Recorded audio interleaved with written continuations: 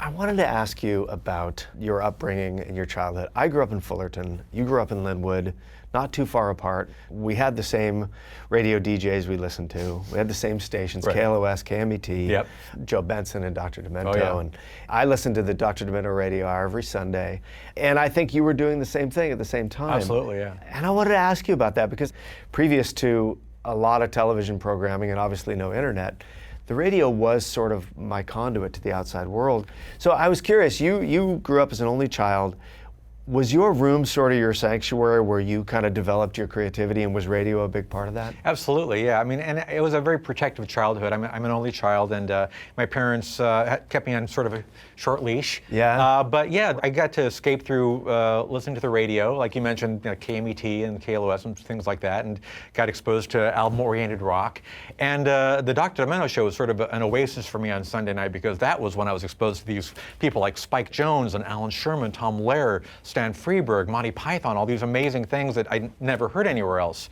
And I kind of thought, well, these are my people, you know? Right. And some of the material was a little blue, which is why sometimes I would have to take my AM/FM alarm clock radio under the covers with me at night on Sunday nights. And I did the same thing. I was forced, I would be put to bed, the lights would be out, and I could turn the radio so low and I could still hear it. we're like twins, you know? Yeah, isn't that crazy? But that was exactly that, and we'd listen to the top 10, like, with the radio next to my head right before I went to sleep, and but yeah, it was, obviously no internet, no YouTube back then, and if you wanted to hear anything remotely like that, anything that strange and demented, it had to come from the Dr. Demento show. How did you meet Dr. Demento?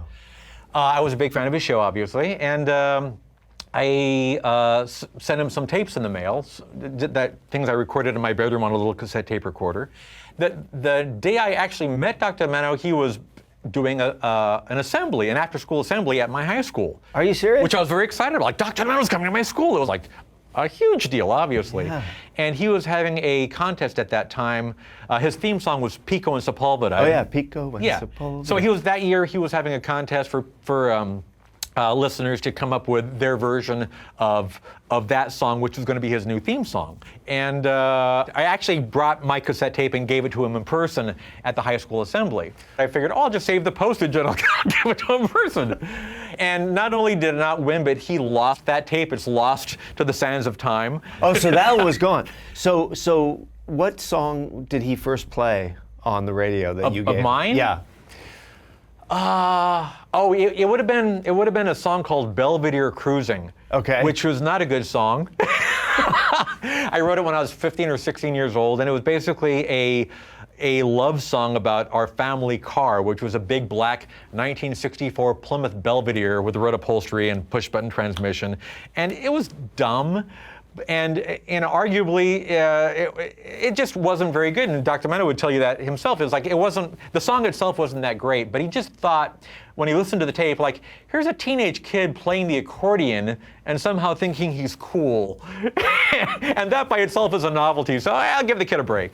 Wow, so do you remember what it felt like when you heard yourself on the radio? It was all those movies like That Thing You Do, like it's every movie cliche, like, you're doing whatever you're doing, and all of a sudden the song starts playing on the radio.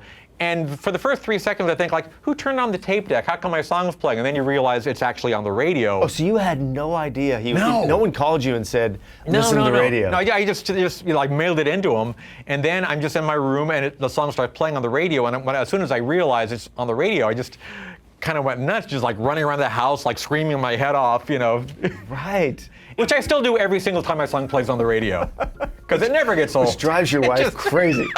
Honey! They're playing Eat It! Hey folks, thanks for watching. If you like what you just saw, then why not subscribe? Click right here for lots more off camera.